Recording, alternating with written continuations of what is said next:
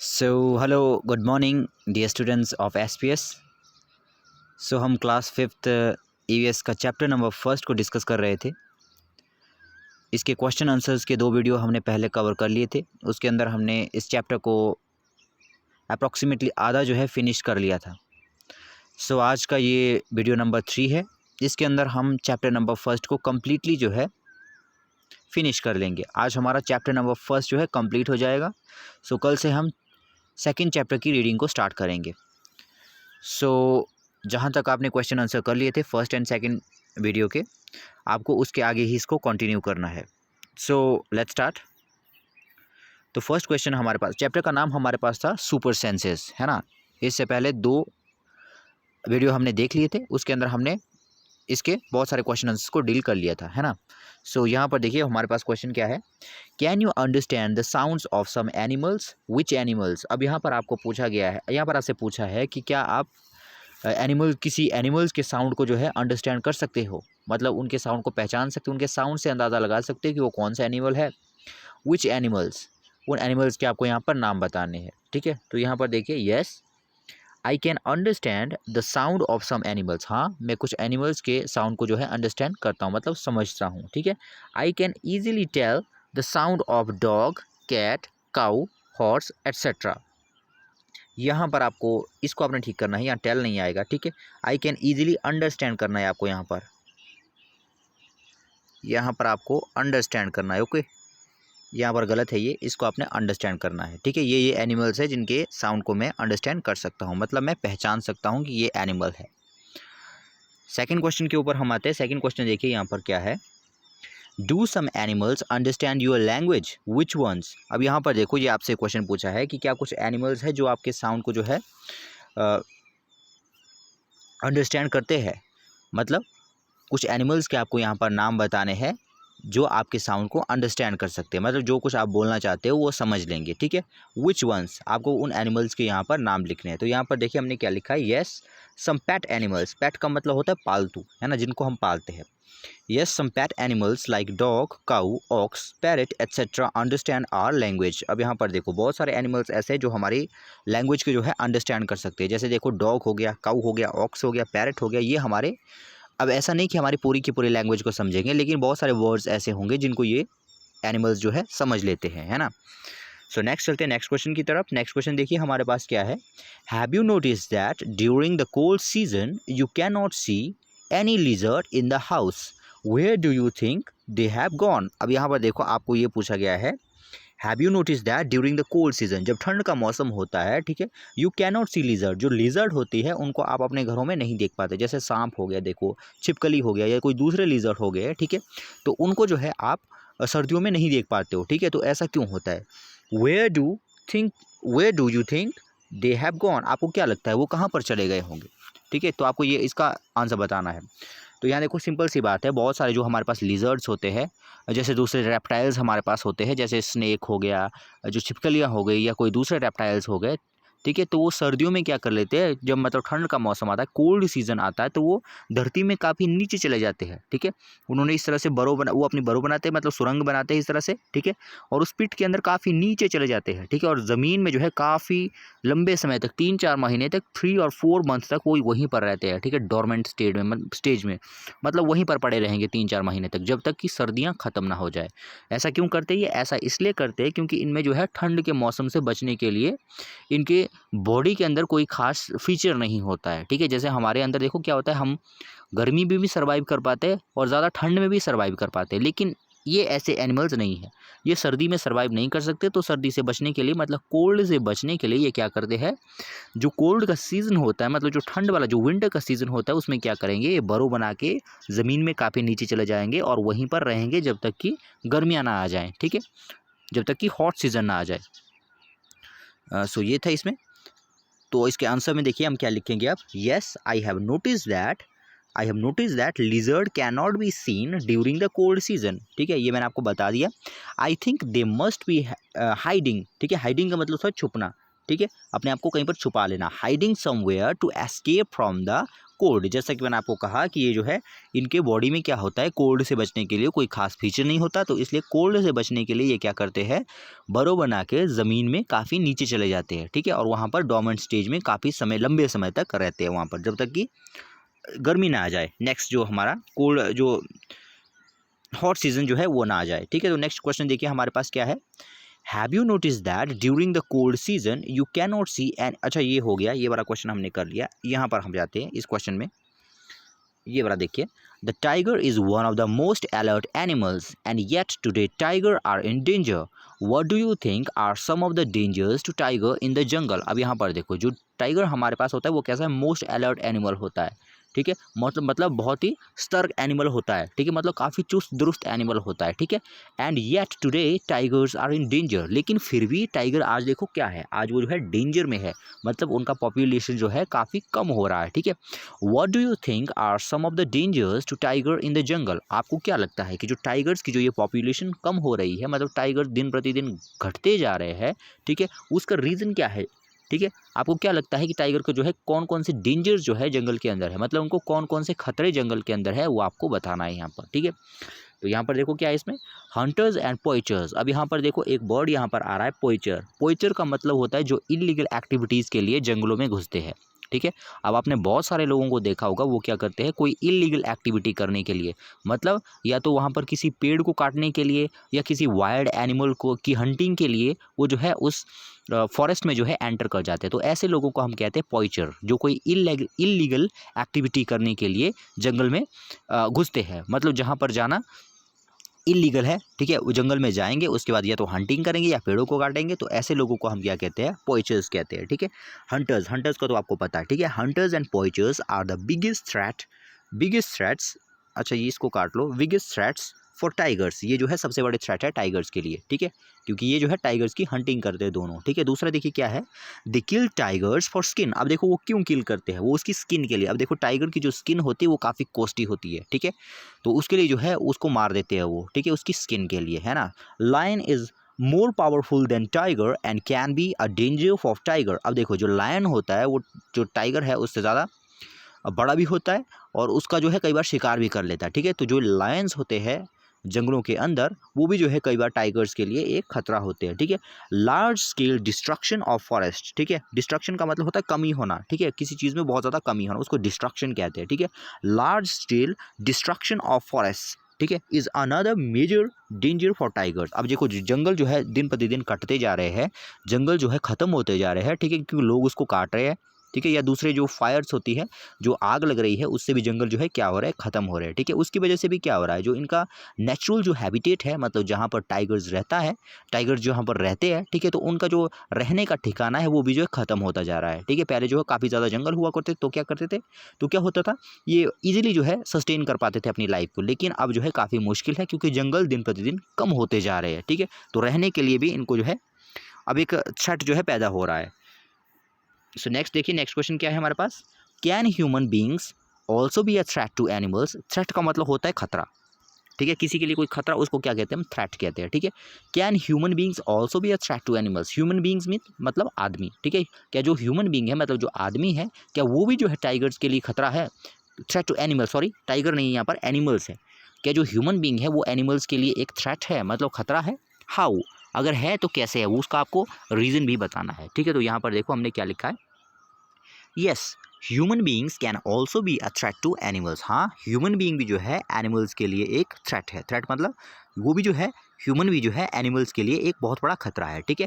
Human beings killed animals for their meet, skin and other body parts. अभी देखो हमने पिछले क्वेश्चन में देखा जो टाइगर था उसकी हंटिंग भी कौन करते थे, जो पोइचर्स होते हैं या जो हमारे पास हंटर्स होते हैं वही जो है उनको मारते हैं। अब जो ये पोइचर और हंटर कौन होंगे, वो भी तो ह्यूमन बींग ही होंगे, ठीक है। तो सिंपल सी बात है कि ये जो जैसे टाइगर को वो मार रहे थे वैसे ही सारे के सारे एनिमल्स को भी मार रहे हैं वो, ठीक है। तो जो ह्यूमन होते हैं वो देखो एनिमल्स को किल करते हैं, किसके लिए किल करते हैं, उनके मीट के लिए किल करते हैं, उनकी स्किन के लिए किल करते हैं और उनके दूसरे बॉडी पार्ट के लिए उनको किल कर देते हैं, तो वो उनके लिए एक खतरा हो गया, ठीक है। दूसरा देखो क्या है, फॉर एग्जाम्पल हम ले लेते हैं, जैसे देखो elephants are killed for their tusks. अब देखो टस्क का क्या मतलब होता है, टस्क का मतलब होता है जो हाथी होता है ना, हाथी एलिफेंट जो होता है, एलिफेंट के जो आपको दांत दिखते हैं, ये देखो जैसे एलिफेंट हो गया, ठीक है, ये जो है एलिफेंट हो गया, ठीक है। एलिफेंट के यहाँ पर जो दांत होते हैं ना इस तरह से लगे हुए, उनको हम क्या कहते हैं, उनको हम कहते हैं टस्क, ठीक है। तो जो हंटर्स होते हैं वो एलिफेंट्स को मार लेते हैं, क्यों मारते हो, उसके टस्क के लिए, मतलब उसके उन दांतों के लिए उसको जो है मार देते हैं, ठीक है। अब दूसरा देखो, दूसरा क्वेश्चन हमारे पास क्या, सॉरी इसी में देख लो, नेक्स्ट देखो, rhinos are killed for their horns. अब देखो जो राइनो होता है, जो गैंडा आपने देखा होगा, तो उसको जो है उसका जो नाक के ऊपर देखो उसका एक सींग लगा रहता है, एक या दो भी होते हैं कई बार, ठीक है, अलग अलग टाइप के राइनोस होते हैं, तो उनके उस सींग के लिए जो है उनको मार दिया जाता है, ठीक है। नेक्स्ट देखो क्या है, इंक्रीज इन ह्यूमन पॉपुलेशन। अब जो ह्यूमन पॉपुलेशन में जो इंक्रीज हो रहा है, मतलब ह्यूमन की जो आबादी है, आदमी की जो आबादी है वो बढ़ रही है, ठीक है, has lead to destruction for forest. अब जैसे जैसे देखिए, जैसे जैसे आदमी की पॉपुलेशन बढ़ती जा रही, तो क्या हो रहा है, ह्यूमन जो है पेड़ों को काट रहे हैं, ठीक है, खुद की लाइफ को सस्टेन करने के लिए वो पेड़ों को काटते जा रहे हैं, जैसे खेत बनाने के लिए या कोई दूसरी एक्टिविटीज़ करने के लिए वो क्या करते हैं, वो जो है फॉरेस्ट को काट रहे हैं, ठीक है, उससे फॉरेस्ट का डिस्ट्रक्शन हो रहा है, ठीक है। नेक्स्ट देखो क्या है, this has reduce the natural habitat of animals. ये हमने देखो पिछले क्वेश्चन में भी डिस्कस किया था। अब जैसे जैसे हमारे पास जो जंगल है वो ख़त्म होते जा रहे हैं, ठीक है, ह्यूमन की बढ़ती हुई एक्टिविटीज़ के कारण जो हमारे पास फॉरेस्ट है, जैसे जैसे उनका डिस्ट्रक्शन हो रहा है, तो वैसे वैसे जो हमारे पास वाइल्ड एनिमल्स है, मतलब जो हमारे पास जंगली जानवर है, उनका नेचुरल हैबिटेट क्या हो रहा है, उनका नेचुरल हैबिटेट जो है कम हो रहा है ना, उनका नेचुरल हैबिटेट कम हो रहा है। नेक्स्ट हम चलते हैं नेक्स्ट क्वेश्चन की तरफ। अब देखो नेक्स्ट क्या है, write some of the national parks of India, ठीक है। अब यहाँ पर देखो आपको कुछ इंडिया के कुछ नेशनल पार्क्स के नाम बताने हैं, ठीक है। अब यहाँ पर देखो, अब नेशनल पार्क के आपको नाम बताने, उससे पहले आपको नेशनल पार्क का पता होना चाहिए, ठीक है। अब नेशनल पार्क, एक नेशनल पार्क होता है, एक वाइल्ड लाइफ सेंचुरी होती है, एक बायोस्फीयर रिजर्व होता है, ठीक है। जैसे जैसे आप बड़ी क्लासों में जाओगे ना, जैसे जैसे आप हायर क्लास में जाओगे, तो वैसे वैसे जो है आप इन चीज़ों के बारे में पढ़ते जाएंगे। मैं बस आपको एक बेसिक सा आइडिया यहाँ पर दूंगा, क्योंकि यहाँ पर आपको नेशनल पार्क के बारे में पूछा है कि नेशनल पार्क के नाम आपको बताने हैं, तो थोड़ी सी जानकारी आपको जो है, थोड़ी सी इन्फॉर्मेशन जो है आपको नेशनल पार्क की होनी चाहिए, ठीक है। नेशनल पार्क क्या है, अब यहाँ पर देखो, जैसे कि मैंने आपको कहा कि ह्यूमन की बढ़ती हुई एक्टिविटी की वजह से, मतलब आदमी जैसे जैसे अपनी एक्टिविटीज़ को बढ़ा रहा है, इलीगल एक्टिविटीज़ को, जैसे देखो पेड़ों को काट रहा है, कोई दूसरी इलीगल एक्टिविटी कर रहा है, ठीक है, तो उससे जो है नेचुरल हैबिटेट कम हो रहा है, मतलब जो रहने की जगह है ना वाइल्ड एनिमल्स की, वो खत्म होती जा रही है, वो कम होती जा रही है, ठीक है। तो उसको प्रिजर्व करने के लिए, उसको बचाने के लिए गवर्नमेंट ने क्या किया है, गवर्नमेंट ने क्या स्टेप उठाया है, गवर्नमेंट ने ये स्टेप उठाया है, ठीक है। कोई जैसे मान लो ये कोई फॉरेस्ट है, ठीक है, ये कोई फॉरेस्ट का एरिया है, यहाँ पर बहुत सारे जंगल है, ठीक है, बहुत सारे जंगल है, यहाँ पर बहुत सारे एनिमल्स रहते हैं, ठीक है।